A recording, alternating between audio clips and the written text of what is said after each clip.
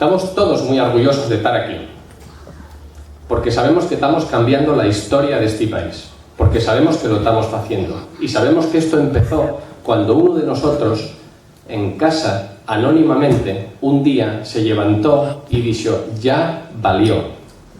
Y después fueron más los que se levantaron y dijeron, ya valió. Y fueron unos cientos los que se levantaron y dijeron, ya valió. Y después fueron unos miles los que nos levantamos y dijimos, ya valió. Y después fuimos cientos de miles los que nos levantamos y dijimos, ya valió. Y llevamos en las elecciones autonómicas a Francisco Álvarez Cascos a presidente del gobierno asturiano. Aquel día dimos un primer paso y ahora tenemos que dar el segundo.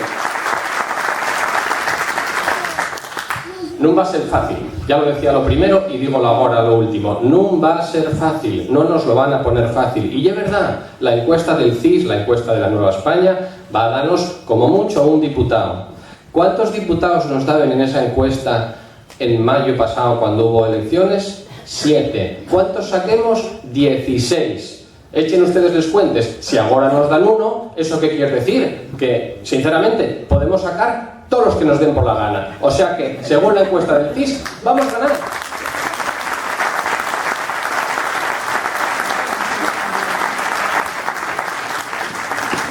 Tenemos delante de nosotros la oportunidad de volver a hacer historia. Podemos hacerlo, sabemos cómo hacerlo y queremos hacerlo, y tenemos 85.000 razones para hacerlo, para seguir haciéndolo. En mayo pasado dimos un paso importante, pero ahora no podemos quedar con el pie en el aire. Tenemos que volver a dar el otro, volver a llantar los dos pies en suelo. Podemos hacerlo, no podemos esperar más. Somos nosotros la oportunidad que estábamos esperando. Somos nosotros los que vamos a dar un futuro a este país nuestro.